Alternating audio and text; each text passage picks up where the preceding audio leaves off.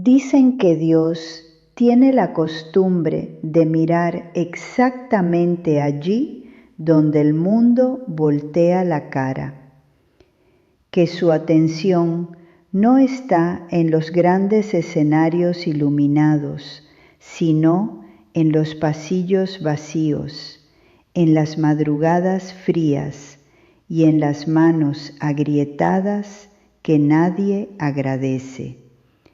Lo que la sociedad llama invisibilidad, Dios lo llama preparación. Si estás escuchando esto, no es una coincidencia. Quédate hasta el final de esta historia, porque es probable que hoy escuches la respuesta que llevas meses esperando en silencio.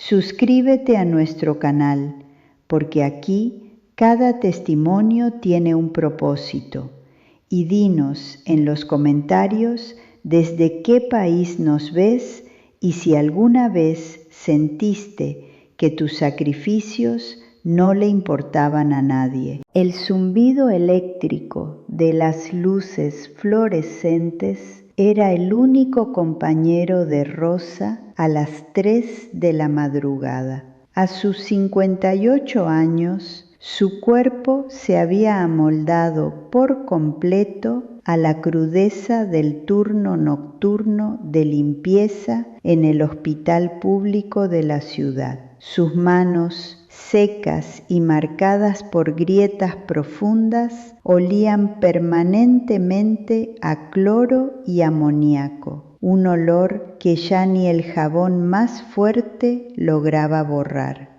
Llevaba el mismo uniforme azul desteñido desde hacía 5 años y en el bolsillo derecho cargaba un pequeño crucifijo de madera de olivo, desgastado por el roce constante de su pulgar. Era la única herencia de su esposo, quien había fallecido hacía 3 años, dejándole no solo un vacío insoportable en el pecho, sino una deuda médica de $4.500 que amenazaba con dejarla en la calle. Rosa no se quejaba, no predicaba a gritos en las esquinas. Su fe era un murmullo constante, un movimiento imperceptible de sus labios, mientras pasaba el trapeador pesado por los interminables pasillos de linóleo.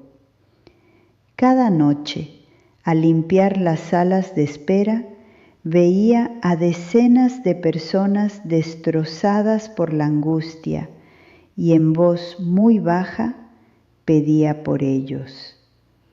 Para los médicos, ella era solo una mancha azul que se movía por los rincones. Para la administración, un simple número de empleado.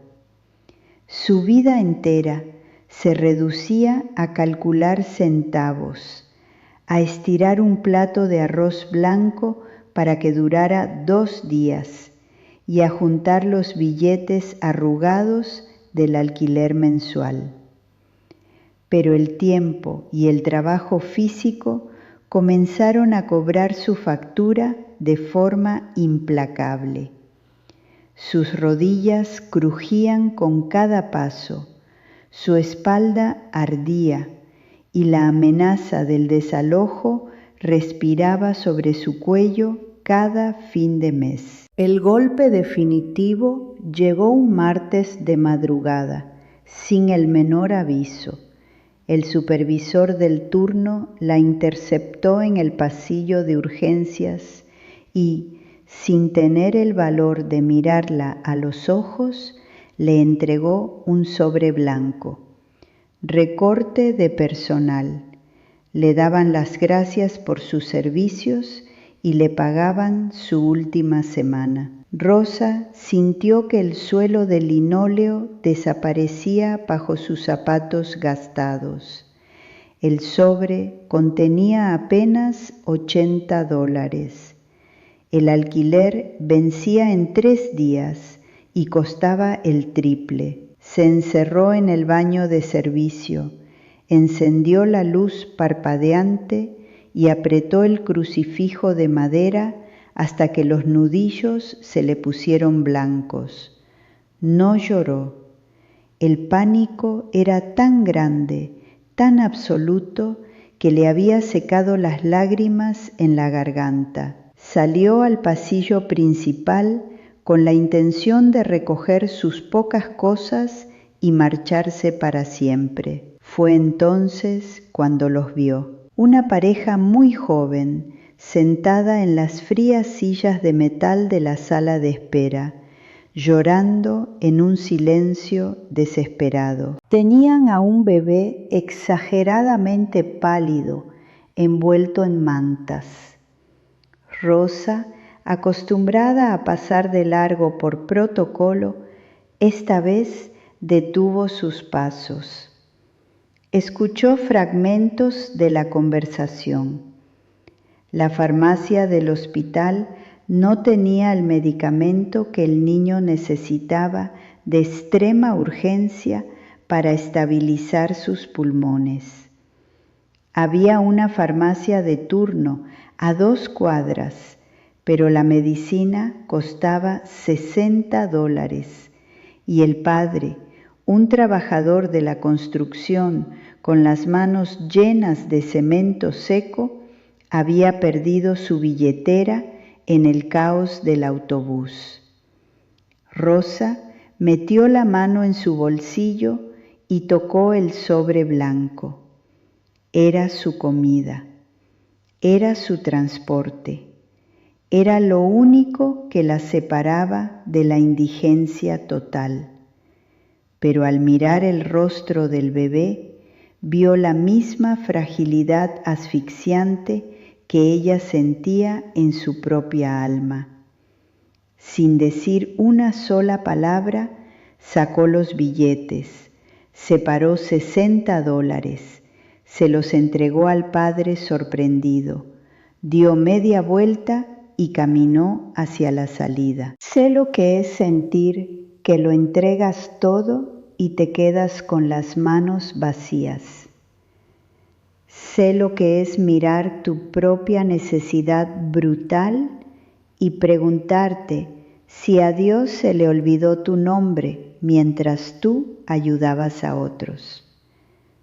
Si hoy sientes que tus sacrificios han sido en vano y que nadie ve tu cansancio extremo, quiero pedirte que te suscribas a este canal y dejes tu petición de oración en los comentarios.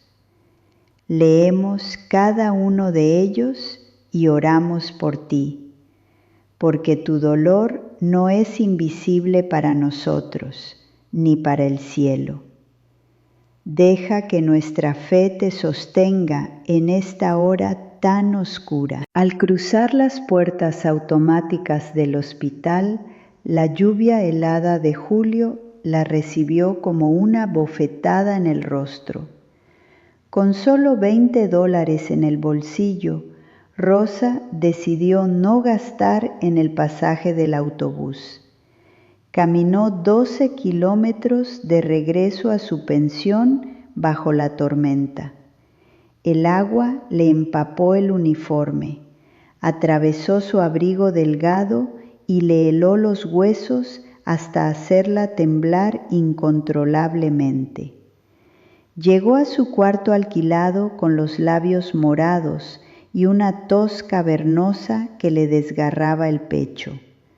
Al día siguiente, la fiebre la inmovilizó por completo. Durante 4 días, Rosa no tuvo fuerzas ni para levantarse a tomar un vaso de agua. El viernes por la tarde, en medio de su delirio febril, escuchó los golpes fuertes en la puerta. Era el dueño de la pensión. Desde el otro lado de la madera fina, la voz del hombre fue clara y cortante.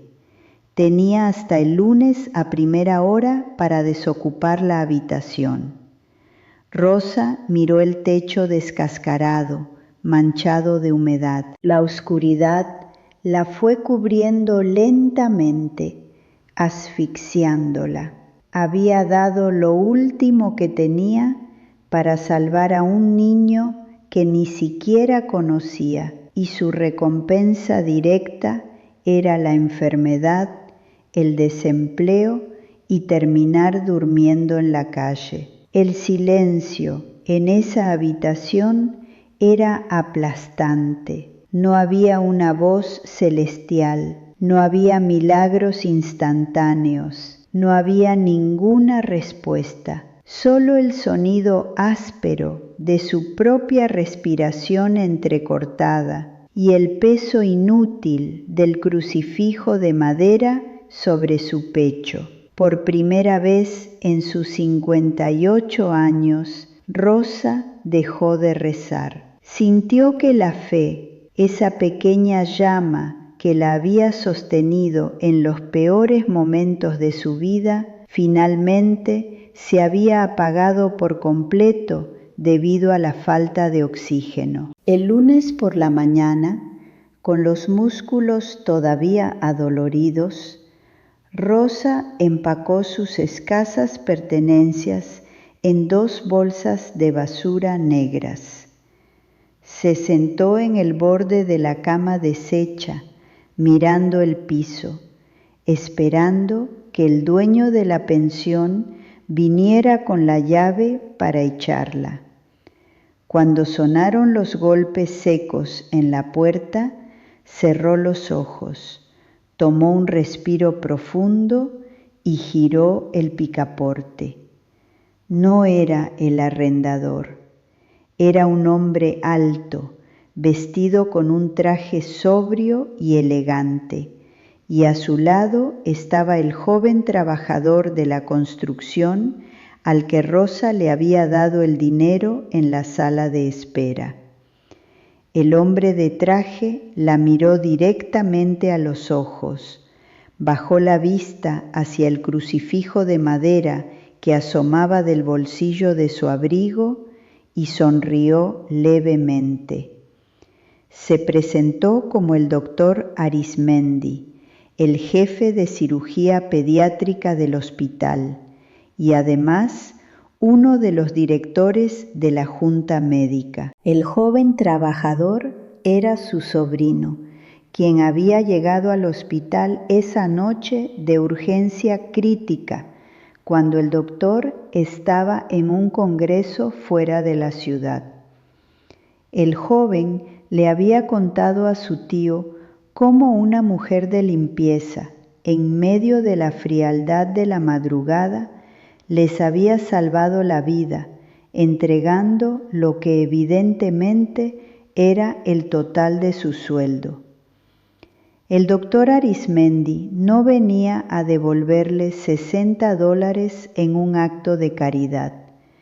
Venía a buscar a la mujer cuya integridad moral era exactamente lo que el hospital necesitaba con urgencia.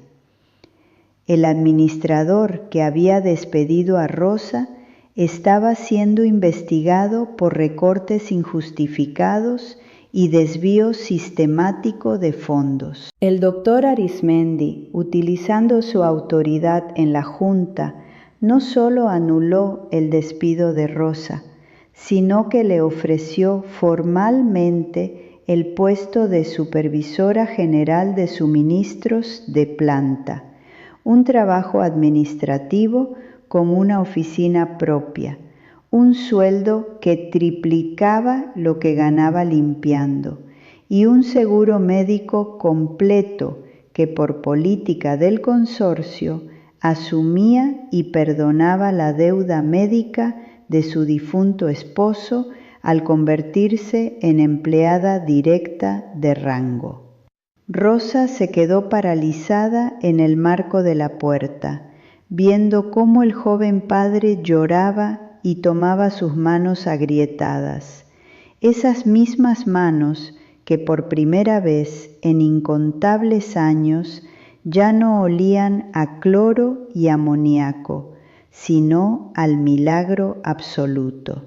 La fe no es una transacción humana ni un billete de lotería de cobro inmediato. A veces, Dios permite que entregues tu último aliento, tu última moneda y tu última esperanza, no para dejarte quebrado a la intemperie, sino para que la semilla de tu sacrificio caiga en la tierra correcta y vuelva a ti multiplicada, de una forma que la mente humana jamás, bajo ninguna circunstancia, podría calcular.